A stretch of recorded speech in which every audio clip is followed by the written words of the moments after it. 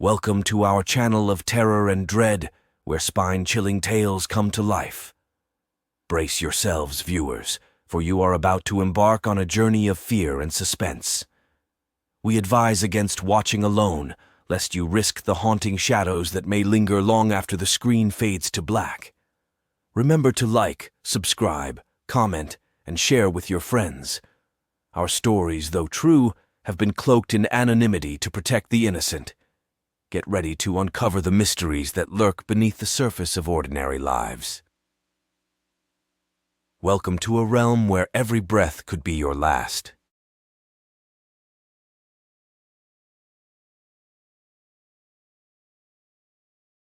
The Late Night Movie. Chapter 1. The Midnight Flicker. In the small remote town of Winthrop, Connecticut, life moved at a gentle pace. Nestled among dense forests and rolling hills, Winthrop was a place where everyone knew each other's names and stories, or so it seemed. Autumn had painted the town in hues of gold and crimson, and as the sun set, the streets grew quiet save for the occasional rustling of leaves. Isabel Crawford, a woman in her mid-30s with a cascade of auburn hair, found herself alone one Friday night. Her husband, Mark, was away on a business trip, and their two children, Emma and Jake, were spending the weekend at their grandparents'. The silence of the house felt both liberating and unsettling. Seeking some distraction, Isabel decided to watch a movie. Isabel had always been a fan of old horror films, the kind that relied more on atmosphere than gore. She sifted through the stack of DVDs and found one she didn't remember acquiring. The cover was faded, and the title, Shadows of the Past, was barely legible. Curious, she popped it into the player and settled onto the couch with a blanket and a cup of tea. The movie began with a static crackle, and the grainy footage revealed a woman who looked strikingly familiar. She had Isabel's auburn hair and the same delicate features. As the story unfolded, Isabel felt a growing sense of déjà vu. The protagonist, named Lydia, moved through a series of events that mirrored Isabel's own life, her childhood home, her favorite spots in Winthrop, even the antique locket she always wore. By the time the movie reached the halfway point, Isabel was on edge.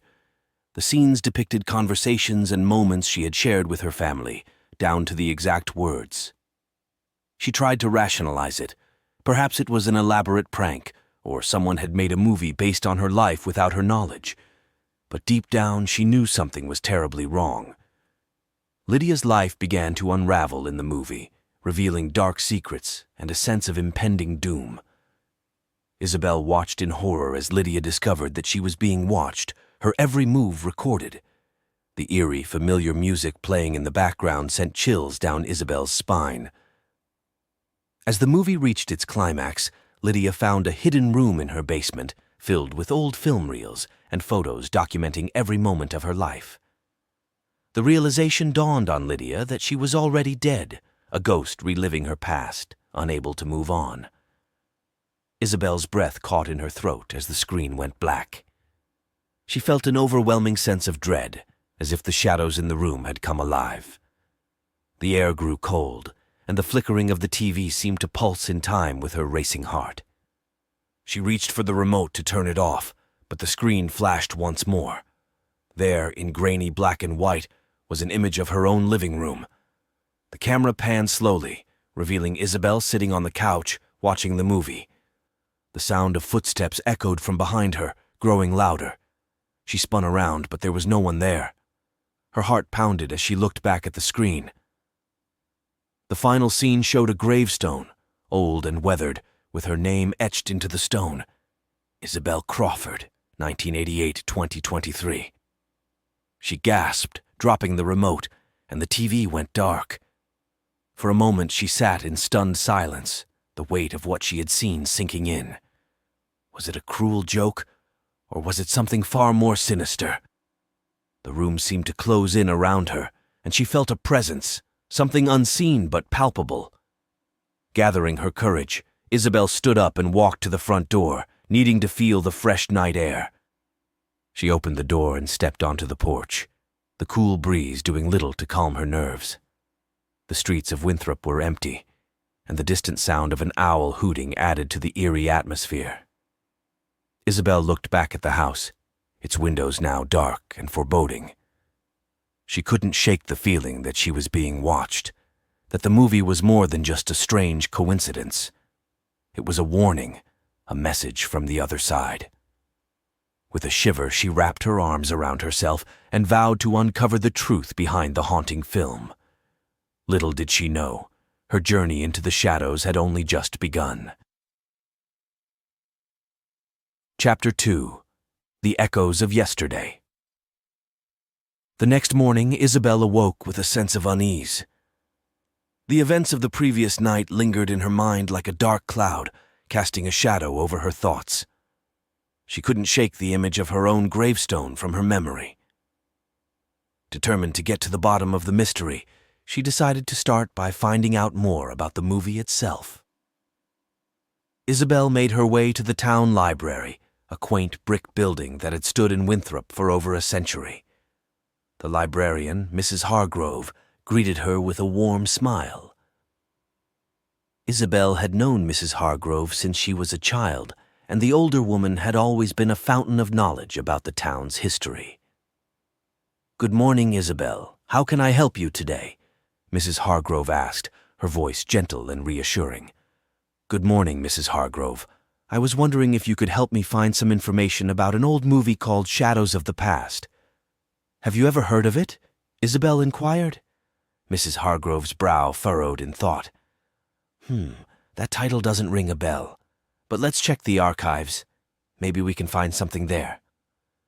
They walked to the back of the library, where rows of dusty shelves held volumes of old newspapers, town records, and other historical documents. Mrs. Hargrove began sifting through the files, and after a few minutes she pulled out a yellowed newspaper article. "Here we go," she said, handing the article to Isabel. "This is from 1953. It mentions a local filmmaker named Thomas Egan who made a movie called Shadows of the Past. He was quite an eccentric character, known for his fascination with the supernatural." Isabel read the article, her eyes widening with each paragraph.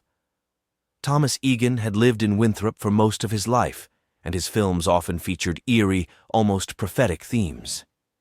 He had died under mysterious circumstances, his body found in the basement of his old house, surrounded by his film equipment. "Did you know Thomas Egan?" Isabel asked, looking up from the article. "I was very young when he passed away, but my parents used to talk about him," Mrs. Hargrove replied. "They said he was obsessed with capturing the essence of life and death on film. Some people even believed his movies were cursed." Isabel shivered at the thought. "Do you know where his house is?" "It's on the outskirts of town, near the old cemetery. No one has lived there for decades. Most people avoid it, believing it's haunted," Mrs. Hargrove said, her voice dropping to a whisper. Isabel thanked Mrs. Hargrove and left the library, her mind racing with questions. She decided to visit the Egan house, hoping to find some answers. The drive to the outskirts of town was short, but felt like an eternity. The house loomed ahead, a dilapidated Victorian mansion with broken windows and ivy creeping up its walls. She parked her car and walked up the overgrown path to the front door. The air felt heavy, and the silence was almost deafening. Taking a deep breath, Isabel pushed open the creaking door and stepped inside. The interior was dark and musty, with furniture covered in white sheets and cobwebs hanging from the ceiling. As she explored the house, she found a staircase leading down to the basement. Each step she took echoed ominously in the confined space. The basement was cluttered with old film reels, cameras, and other equipment, all covered in a thick layer of dust. In the center of the room, she spotted a large, ornate trunk. With trembling hands, Isabel opened the trunk and found a collection of Thomas Egan's personal journals. She picked up one and began to read, her heart pounding in her chest. The journal detailed Egan's experiments with capturing spirits on film, his belief that the camera could reveal the hidden truths of the afterlife. One entry stood out. I have discovered a way to film the souls of the departed, to show them their own lives and help them find peace. But I fear I have gone too far. The boundaries between the living and the dead are blurring, and I am haunted by the faces of those I have filmed. Isabel's hands shook as she closed the journal. The realization hit her like a cold wave.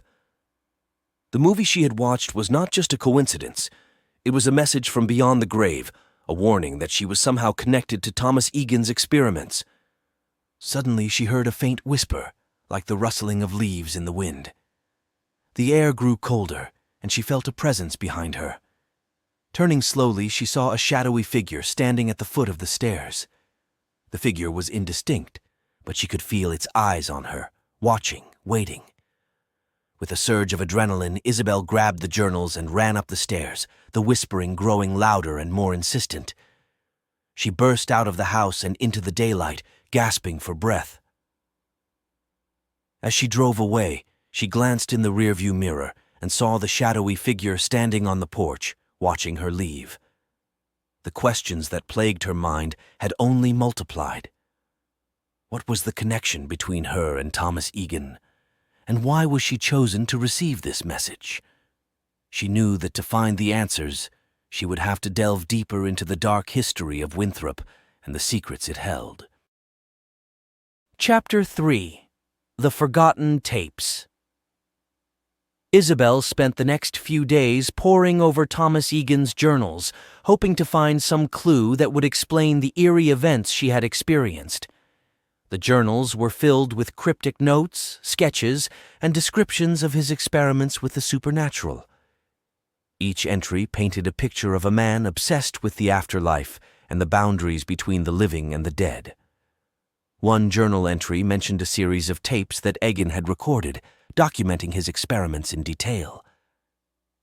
Isabel felt a surge of hope. Perhaps these tapes would provide the answers she was seeking. Determined to find them, she decided to return to the Egan house, despite the lingering fear from her last visit. Armed with a flashlight and a renewed sense of purpose, Isabel made her way back to the old mansion. The house seemed even more foreboding in the daylight, its windows like dark, unblinking eyes. She steeled herself and entered, making her way directly to the basement. The basement felt colder than before, and the silence was oppressive. Isabel began searching through the piles of old film reels and equipment, her flashlight casting long shadows on the walls. After what felt like hours, she found a dusty box labeled Experiments. Inside were several reels of film and a handwritten note from Egan. The note read, "These tapes document my most important work. They are not for the faint of heart. Watch them at your own risk, and may you find the answers you seek." Isabel gathered the tapes and hurried back to her car, the feeling of being watched growing stronger with each passing moment. As she drove home, she couldn't shake the image of the shadowy figure from her mind. Who or what was it, and why was it haunting her? Back at her house, Isabel set up an old projector she had found in the attic. She loaded the first tape and sat back, her heart pounding with anticipation. The film began with a flicker, and Thomas Egan's face appeared on the screen. His eyes were intense, and his voice carried a weight of years of obsession. "To those who find these tapes, I hope you will understand the significance of my work," Egan began. "I have discovered a way to capture the souls of the departed on film, to show them their own lives and help them find peace. But this knowledge comes at a great cost. The spirits are restless, and they seek closure." The film then showed a series of experiments, each one more disturbing than the last.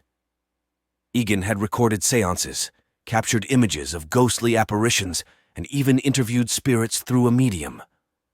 Isabel watched in horrified fascination as the line between the living and the dead blurred on the screen. One experiment stood out. Egan had filmed a woman named Margaret, who had died under mysterious circumstances. The footage showed Margaret watching a film of her own life, much like Isabel had done. As the film progressed, Margaret became increasingly agitated, realizing that she was already dead.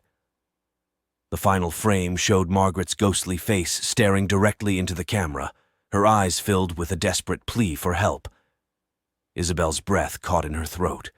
The parallels to her own experience were undeniable. She paused the film and took a moment to gather her thoughts. Why had Egan's experiments led her to this moment? Was she somehow connected to the spirits he had tried to help? Determined to find out more, Isabel continued watching the tapes. Each one revealed more about Egan's methods and the spirits he had encountered.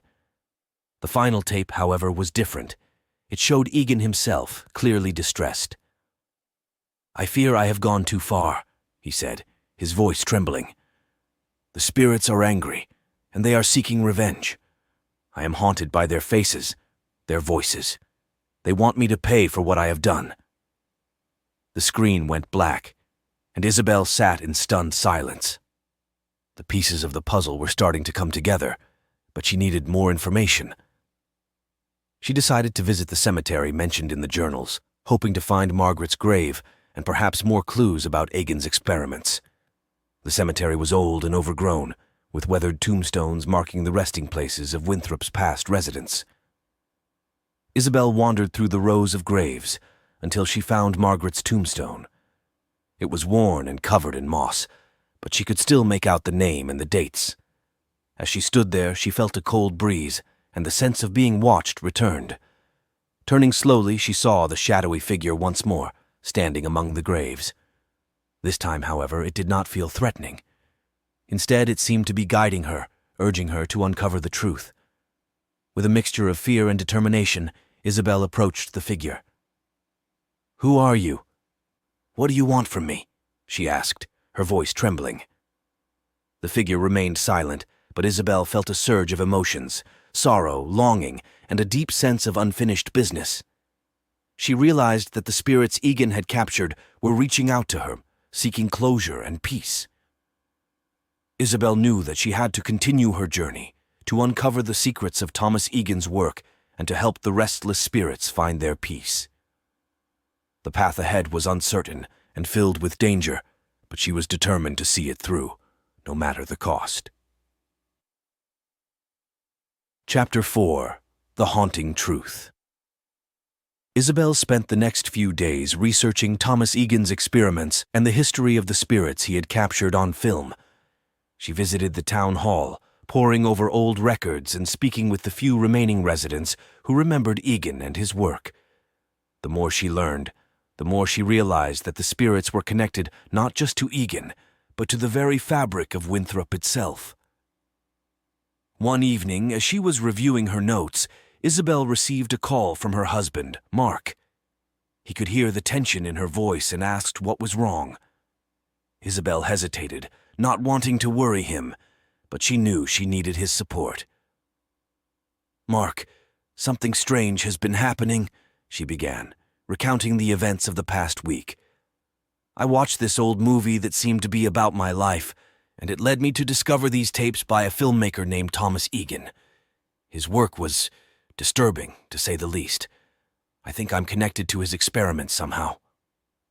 Mark listened patiently, his concern growing with each word.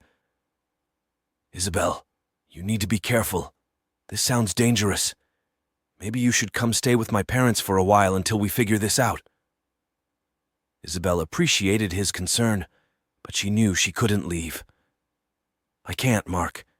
I need to see this through. I have to understand what's happening and help these spirits find peace. But I promise I'll be careful." After they hung up, Isabel felt a renewed sense of determination. She decided to visit the Winthrop Historical Society, hoping to find more clues about Egan's work and the spirits he had encountered. The Historical Society was housed in an old mansion that had been converted into a museum, filled with artifacts and documents from the town's past. Isabel was greeted by Mr. Thatcher, the curator, who was more than happy to assist her. He led her to a room filled with old newspapers, photographs, and records. Isabel began sifting through the documents, looking for any mention of Egan or his experiments. After hours of searching, she found a series of articles detailing a string of mysterious deaths in Winthrop during the 1950s. The victims had all been connected to Egan in some way. Neighbors, friends, even a few of his relatives. The articles hinted at a curse, a dark presence that seemed to follow Egan and those around him. Isabel's heart raced as she realized the implications. The spirits were not just seeking closure, they were seeking justice. Egan's experiments had disturbed the natural order, and the spirits were trapped, unable to move on. As she continued reading, Isabel found a photograph of Egan standing with a young woman who looked remarkably like her. The caption identified the woman as Emily Crawford, Isabel's great-aunt who had disappeared under mysterious circumstances in the 1950s. Isabel had grown up hearing stories about Emily, but her family had always considered her disappearance a tragic mystery. The connection was undeniable. Egan had somehow been involved in Emily's disappearance, and now the spirits were reaching out to Isabel to set things right. She felt a chill run down her spine as she realized that she was not just a passive observer in this story, she was a key player. Determined to uncover the full truth, Isabel decided to confront the spirits directly. She returned to the cemetery that night, carrying a flashlight and the journals she had found in Egan's house. The moon cast an eerie glow over the tombstones as she made her way to Margaret's grave. "Margaret," she called out, her voice echoing in the stillness. "I know you can hear me. I want to help you find peace. Please, show me what I need to do." For a moment there was only silence. Then a cold breeze swept through the cemetery, and the shadowy figure appeared once more. This time it was accompanied by several other figures, their forms indistinct but their presence undeniable. Isabel felt a surge of fear but also a strange sense of calm. She held up Egan's journals, showing them to the spirits. "I have your stories here," she said. "I want to understand what happened and how I can help you move on." The air grew colder, and Isabel felt a pressure around her, as if the spirits were closing in. She closed her eyes, focusing on the emotions she had felt from the spirits earlier: sorrow, longing, and the need for closure. Slowly, the pressure eased, and she heard a faint whisper in her ear. "Find the last reel," the voice said. "It holds the key to our freedom." Isabel opened her eyes. The spirits had vanished, leaving her alone in the moonlit cemetery. She knew what she had to do. The last reel was the missing piece of the puzzle, the final part of Egan's experiments that would reveal the truth and help the spirits find peace. With a sense of purpose, Isabel returned to her car and drove home. She knew the journey ahead would be difficult and dangerous, but she was ready to face whatever challenges lay ahead. The fate of the spirits, and perhaps her own, depended on it. Chapter 5. The Final Reel. Isabel spent the next day searching through the remaining items she had taken from Egan's house, hoping to find the elusive final reel.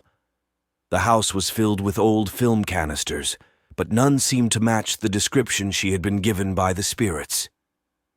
Frustrated but determined, she decided to revisit the basement, convinced she must have missed something. As she descended the creaking stairs, the cold, oppressive atmosphere seemed to intensify.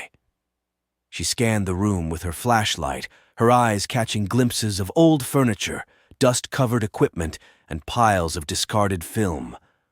Something caught her attention: a small, locked cabinet in the corner of the room. Isabel approached the cabinet, her heart pounding with anticipation. She searched the room for something to pry it open and found an old, rusted crowbar among Egan's tools. With a grunt of effort, she forced the cabinet open, revealing a single film canister inside, labeled Final Reel. She carefully took the canister and made her way back upstairs, eager to see what secrets it held.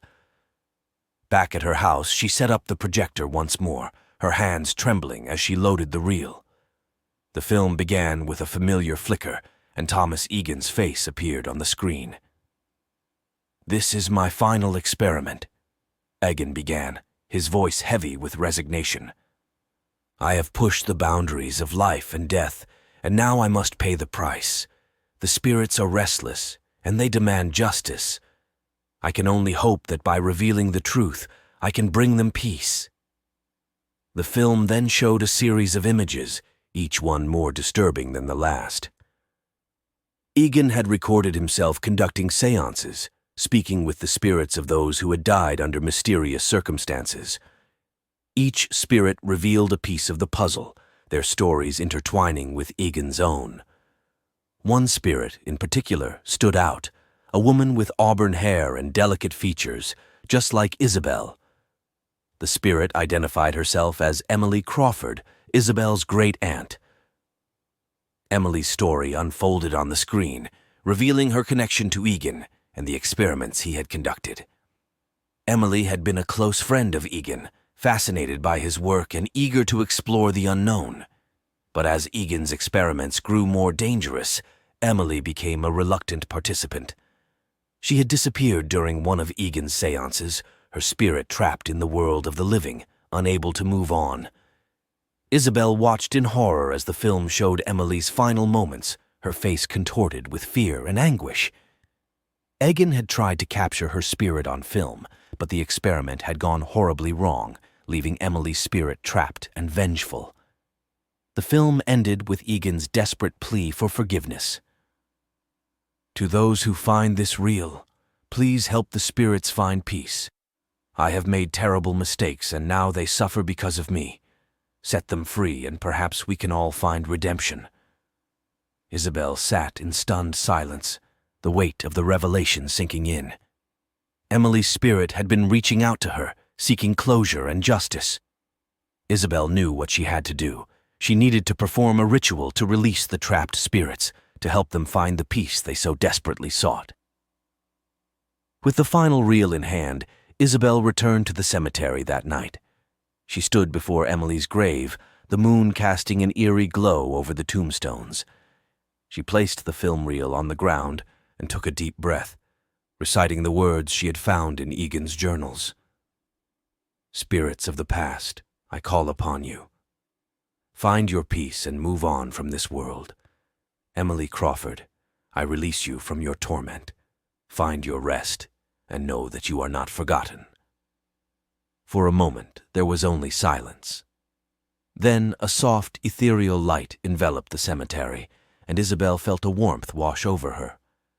The shadowy figures appeared once more, but this time they were bathed in a gentle glow, their faces serene and at peace. Emily's spirit stepped forward, her form more solid than before. She smiled at Isabel, a look of gratitude in her eyes.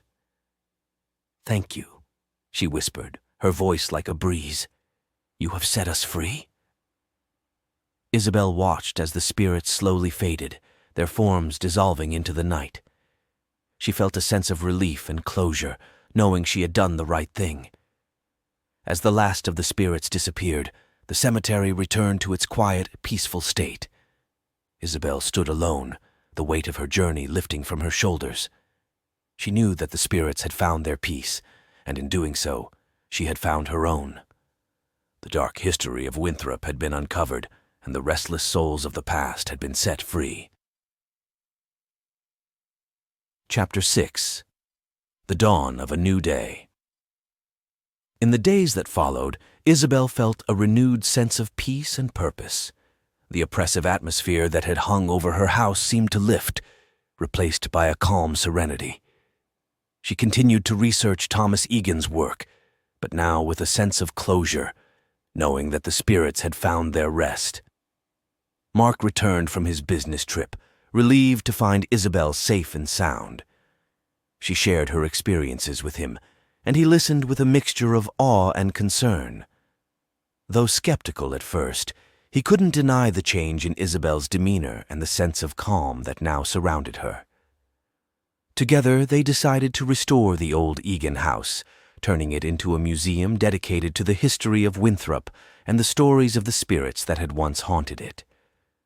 The project became a labor of love, a way to honor the past and ensure that the mistakes of history were not forgotten. As they worked on the house, Isabel found herself thinking often of Emily and the other spirits. She felt a deep connection to them, as if their stories had become a part of her own.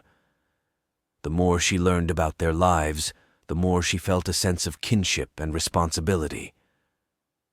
One afternoon, while clearing out the attic, Isabel found a box of old letters and photographs. Among them was a letter from Emily to Thomas Egan, written just days before her disappearance. The letter was filled with a sense of excitement and curiosity, Emily eager to assist Egan with his experiments. Isabel carefully placed the letter in a frame, adding it to the growing collection of artifacts for the museum. Each item told a story, a piece of the puzzle that made up the rich tapestry of Winthrop's history. As the museum took shape, Isabel felt a sense of fulfillment, knowing that she was preserving the memories of those who had come before. The grand opening of the Winthrop Historical Museum was a momentous occasion. The townspeople gathered to celebrate, their curiosity piqued by the stories and artifacts on display. Isabel gave a speech, sharing the journey she had undertaken and the importance of remembering and honoring the past. As she spoke, she felt a presence beside her, a comforting warmth that she recognized as Emily's spirit. Though invisible to others, Isabel knew that Emily was there, watching over her and guiding her. The connection between them was unbreakable, a testament to the power of memory and redemption. The museum became a beacon of history and hope, a place where the past and present intertwined. Visitors came from near and far, drawn by the stories of Thomas Egan and the spirits he had captured on film. Isabel and Mark dedicated themselves to preserving these stories, ensuring that the lessons of the past were not forgotten. As the years passed, Isabel found a sense of peace and fulfillment she had never known before. She continued to explore the mysteries of the supernatural, always guided by the knowledge that the spirits of the past were with her. Her journey had begun with a haunting movie, but it had led to a deeper understanding of herself and the world around her. One evening, as she walked through the now tranquil cemetery, Isabel paused before Emily's grave. The tombstone had been restored, a small plaque added to commemorate Emily's life and the role she had played in uncovering the town's history. "Thank you, Emily," Isabel whispered, placing a hand on the cool stone, "for guiding me and helping me find my purpose. I will never forget you." A soft breeze rustled the leaves, and Isabel felt a sense of contentment wash over her. She knew that Emily and the other spirits were at peace, their stories woven into the fabric of Winthrop's history. As she walked back to her home, the sun setting in the distance, Isabel felt a sense of hope and possibility for the future. The haunting had ended, but the journey of discovery and remembrance continued. Isabel had found her place in the world, guided by the spirits of the past and the promise of the future. The town of Winthrop had been forever changed, its history enriched by the stories of those who had come before. And as the stars twinkled in the night sky, Isabel knew that the spirits were watching over her, their presence a comforting reminder of the enduring connection between the living and the dead.